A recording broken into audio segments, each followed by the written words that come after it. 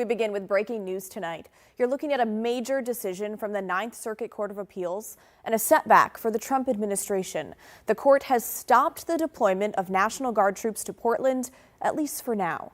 Kyle Aboshi is in the newsroom tonight to help us understand where things go from here. Kyle? Well, it certainly was a very big decision. This evening, the Ninth Circuit Court of Appeals agreed to rehear the case over whether the president can federalize Oregon's National Guard and deploy troops to Portland. The move effectively voids an earlier 2-1 ruling that cleared the way for 200 troops to be sent here.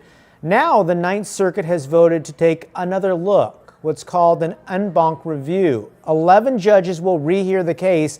That means for now, the earlier ruling is off the books, and the National Guard cannot be deployed to Portland while the 2 temporary restraining orders are in place. One order blocking the deployment of the National Guard troop runs through Saturday. That applies to Oregon National Guard. A second, broader order blocks all National Guard, not just those from Oregon, through Sunday. Keep in mind, the judge could extend those orders. We asked law professor Laura Appleman from Willamette University School of Law about that decision. Remember, she has to decide on 2 TROs. She has till Sunday to either dissolve or reissue the second TRO. I think it might take more than a couple of hours to get the troops from either Oregon or California or Texas onto the ground. So I think it's unlikely. That said, things have been happening so quickly, and this is such a complicated case that I wouldn't rule out anything at this point. Following today's decision from the Ninth Circuit, Oregon's Attorney General Dan Rayfield said the ruling shows, quote, truth matters, and that the courts are working to hold this administration accountable, end quote. Kyle, what impact, if any, will this have on tomorrow's trial in federal court? It won't affect the trial. That's still moving forward. There is a lot on the line. Oregon, California, and the city of Portland are suing the Trump administration over the troop deployment. They claim the president doesn't have the authority to send in federalized troops over the governor's objections. The feds argue, yes, he does. That trial begins tomorrow morning at 9 a.m. at the federal courthouse in downtown Portland. It's expected to last 3 days. Okay, Kyle Aboshi in the newsroom tonight. Kyle, thank you. And of course, we'll continue to follow any developments surrounding the potential of a National Guard deployment to Portland. So make sure you have the KGW News app downloaded right to your phone so you can get those real-time alerts as soon as news breaks. But for now, let's get back to the show.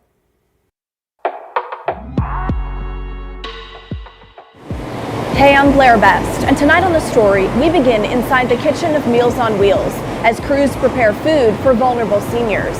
If the government shutdown continues next month, hundreds of thousands of Oregonians will not receive their food stamp benefits, meaning community programs like this will see much more demand.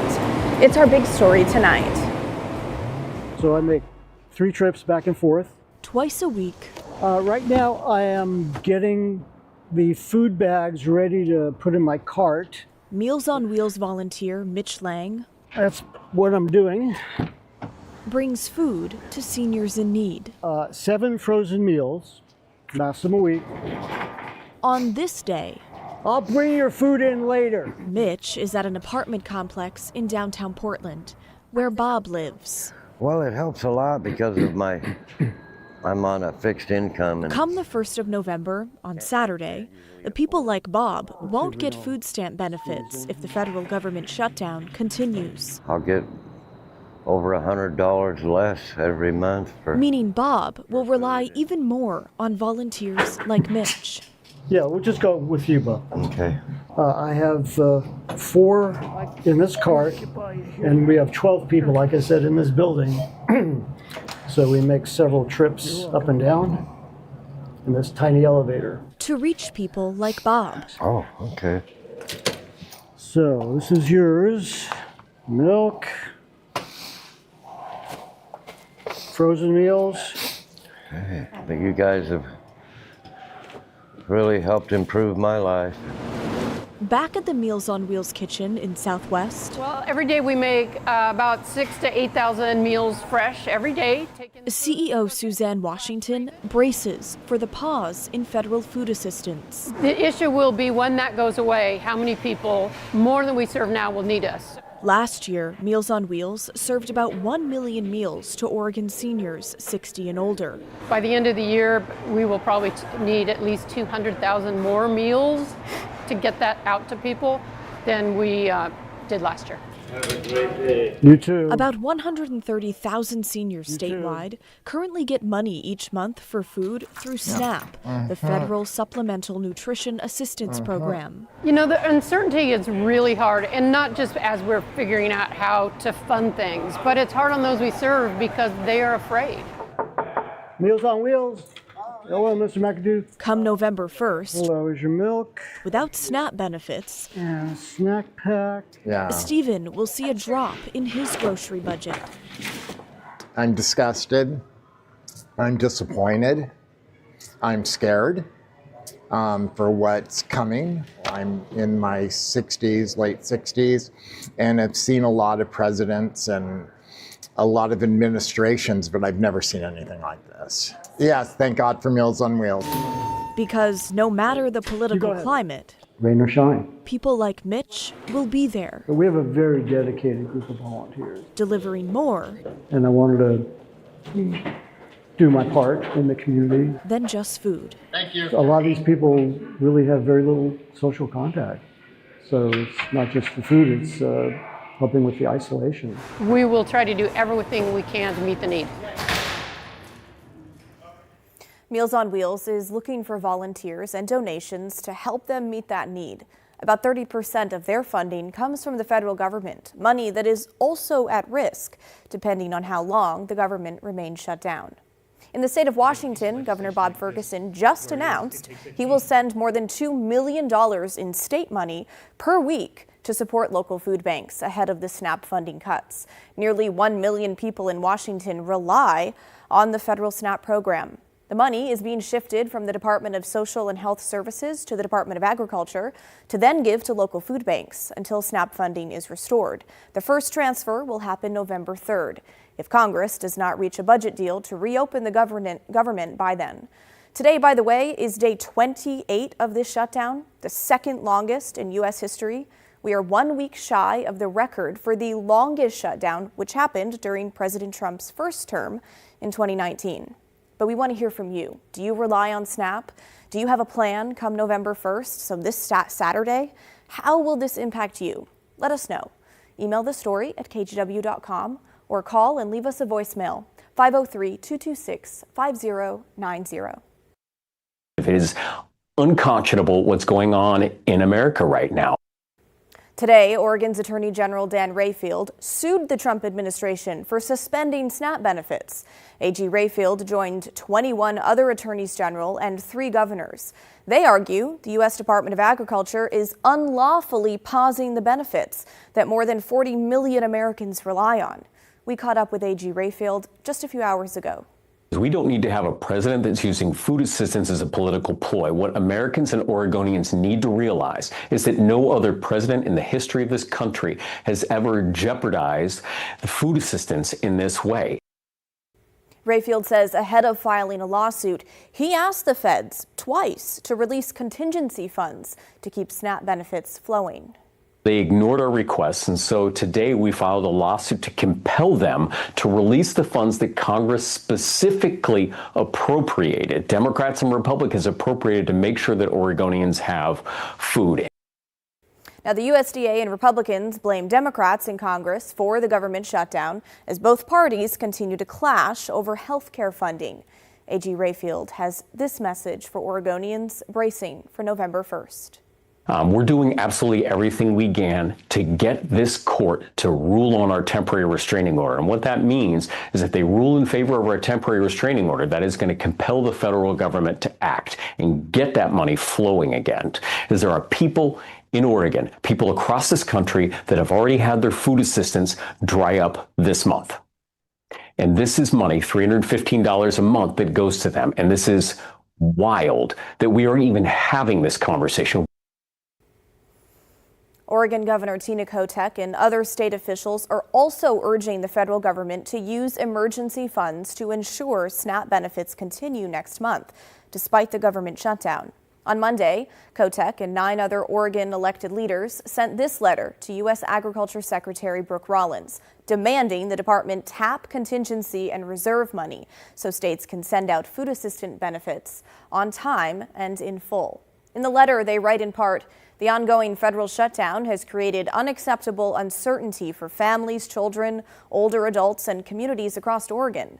Hunger should never be a consequence of political stalemate." Oregon leaders emphasize that more than 700,000 Oregonians, including more than 200,000 children and 130,000 seniors here, depend on SNAP. But the letter is likely to be lost in the political void. As we reported Friday, a memo from the federal agency in charge of SNAP says the Trump administration will not use contingency funds to keep the money flowing, arguing the funds are not legally available to cover regular benefits and are instead for helping people in disaster areas. Well, some Southeast Portland businesses are doing what they can to help those in the community who won't receive SNAP benefits next month. Catherine Cook shows us how some are stepping up, from offering free breakfast to free Thanksgiving meals.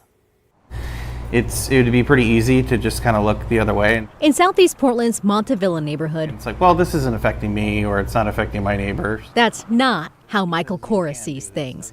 When he learned people who use SNAP benefits would stop receiving them November 1st, it stung. My wife and I were just sitting there talking before I left for work one morning, and she's almost in tears, just kind of like, this is so upsetting. I can't believe this is happening, and it was just like, we got to do something. Cora owns Montevilla Brew Works. On Thursday, from 3 until 9, he's holding a fundraiser. 2 non-perishable food items will get customers $1 off their first pint. Donations will go to Mainspring Community Pantry in Northeast Portland. Executive Director Kyle Urban says if the shutdown continues, they won't have enough food for the people they serve. A lot of our seniors, especially, that are on a very fixed income and rely on food stamps every single month. So yeah, they are absolutely scared. On Southeast Belmont, Astra is giving away 100 vegan Thanksgiving meals for 2 for those who've lost SNAP benefits. In an Instagram post, they expressed anger and frustration over what's happening and their love for Portland. Many other businesses are doing the same. Starting November 1st, Heretic Coffee here in Southeast Portland will offer free breakfast every day for those losing SNAP benefits. For those who aren't struggling financially, Heretic is accepting donations to cover the cost of SNAP breakfasts. They plan on serving them until benefits are reinstated. This is Portland. We're just doing our part. Not looking the other way. It really does affect everybody. In Southeast Portland, Catherine Cook, KGW News. A Gresham woman says she was detained by federal immigration agents this week after taking photos of what she believed were unmarked ICE vehicles. Okay, it all started near a Chick-fil-A in Gresham and ended with the woman spending several hours in the South Portland ICE facility. She spoke to Libby Dowsett today about how it all happened.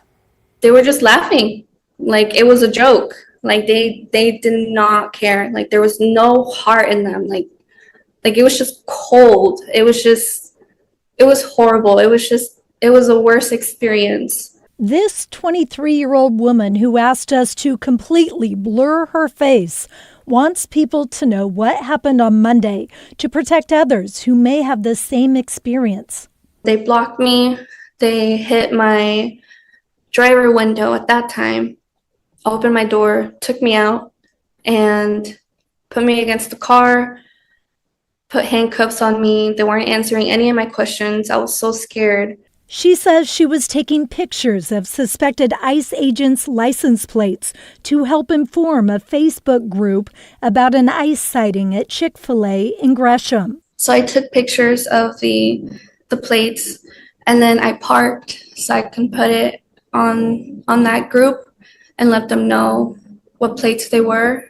I didn't think it was a crime at all. So I'm being followed. She noticed the agents were following her, even rolling down their window at a signal to identify themselves. They surrounded the car, pointed guns at me, and telling me to get out of the car.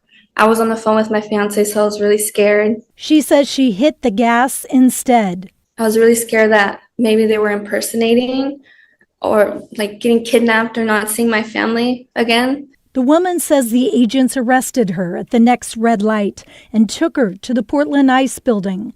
One agent in the car with her telling her it was illegal to take pictures of them. They changed my legs up and they put me in a cell for 7 hours. They wanted to ask me questions and record it, and I refused to answer any questions because I was really scared and I didn't trust them. She says when she asked to contact a lawyer, she was told the landline phones were down. She says she was fingerprinted and put into the system. She says about 6 hours later, they released her with a simple form about her phone being confiscated. They opened my cell and they told me I'm lucky for now and that I will be released for now. Okay, ICE has not responded to our request for comment. According to the American Civil Liberties Union website, people have the right to photograph federal agents and police when you are lawfully present in any public space. However, agents can order citizens to cease activities that are truly interfering with legitimate law enforcement operations. The ACLU says officers generally cannot confiscate or demand to view your photographs or video without first getting a warrant. Well, coming up next on the story, a new tool being used to train police recruits, putting them out in the field, even though the field is virtual. We'll take you inside virtual reality training that's happening right here in the Northwest. That's when the story returns.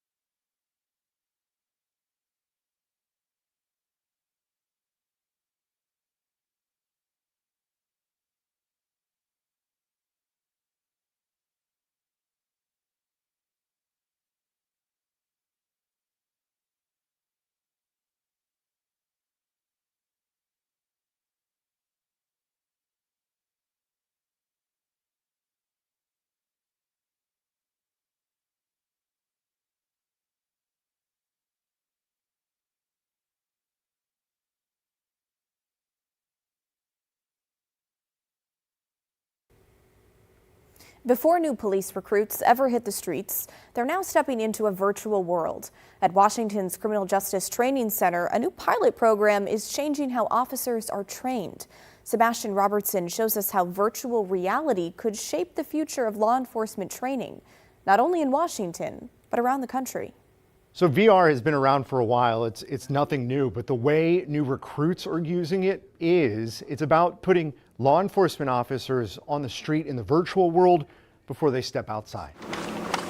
Inside the state's Criminal Justice Training Center for new recruits, this scenario doesn't involve a gun or a taser. Hey, what's going on here, man? Soon-to-be police officer Nate Clemens is experiencing a police encounter from the point of view of a person with autism. It's a first-person view. all the sensory overloads. It's part of a new virtual reality training series from Axon, the company best known for tasers and body cams. Washington State is part of a pilot program testing the system on about 30 recruits. Taser, taser, taser. If approved, outfitting every academy would cost the state more than $1.7 million. So when they go to their final deployment, or they do their live version of it, they're nailing it because they've been through repetition over repetition over repetition, and that motor memory is locked in them. The training is immersive. You're good. In this case, I'm armed with a taser, but this one only works in the virtual world. A chance for recruits to get as many reps as they want before facing real-life situations. To be able to do this before they get on the street and have them experience themselves is groundbreaking.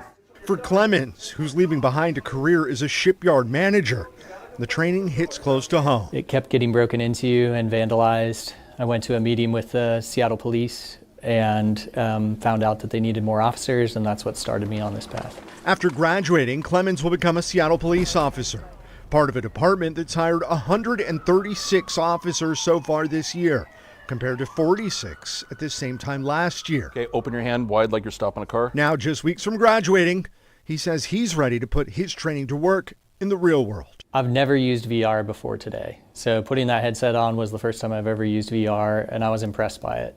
I think it could be a very beneficial training tool. Well, coming up next on the story, the 2025 fire season is officially over in both Oregon and Washington. We'll take a look by the numbers and share why the firefighting budget in one of those states is set to be cut in half next year. That's when the story returns.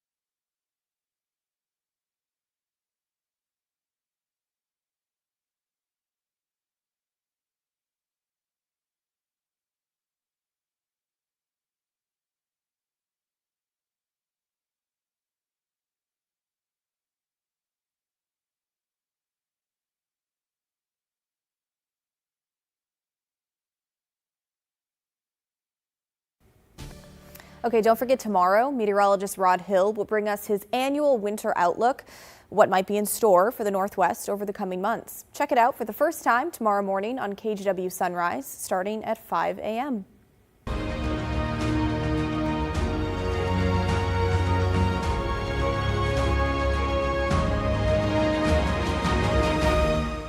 Well, in tonight's Environment Northwest, we take a look at the 2025 wildfire season by the numbers in both Oregon and Washington. We'll start here in the Beaver State, where the Department of Forestry announced the end of this year's season back on October 17th. There were over 1,100 fires on the state-protected land, burning just over 24,000 acres. Worth noting, 94% of those fires were put out before growing beyond 10 acres. Combining state and federal land in Oregon, there were nearly 3,000 fires that burned nearly 340,000 acres, equaling around 500 square miles. Now, across the Columbia, in the state of Washington, this year's fire season ended this week, with the head of the state's Department of Natural Resources saying it was a relatively typical year, but that wildfires are becoming an all of Washington problem, not just east of the Cascades. Here are the numbers. Nearly 1,900 fires in Washington this year, burning around 250,000 acres. 40% of those fires were in western Washington, hence that all of Washington problem. The vast majority of fires were human-caused, but just like in Oregon, around 94% of fires on state land were kept at 10 acres or less. Now, Washington State Lands Commissioner said that firefighting efforts through the Department of Natural Resources were fully funded this year, but that's not the case next year, unless there's movement in Olympia. This last year, due to tough budget times, the funding we have for wildfire prevention and response was cut in half.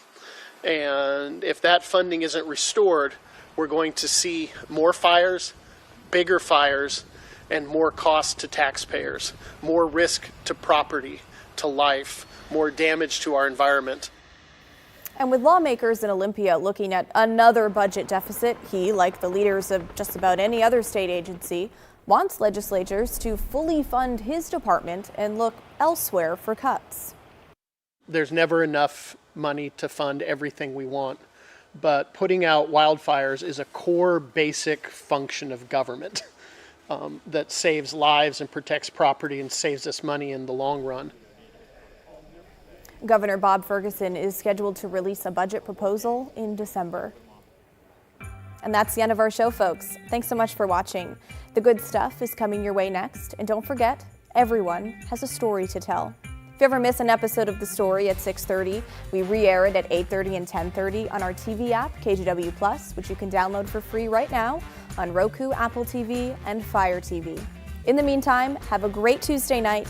I'll see you right back here tomorrow night at 6:30.